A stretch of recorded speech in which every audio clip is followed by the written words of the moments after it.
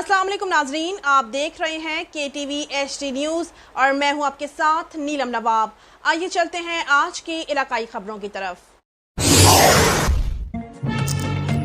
खबर शामिल करते हैं हमारे ब्यूरो चीफ राना सलमान की रिपोर्ट के मुताबिक union council Mad Pirwa chairman Malik Amir Ali Chunnar, नंबरदार मलिक हाशिम चुन्नड़, निगहबान रमज़ान पैकेज राशन तकसीम करता हूँ।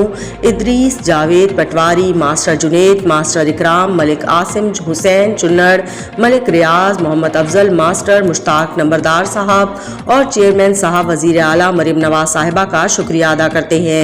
उन्होंने हमें राशन तकसीम करने का मौका दिया।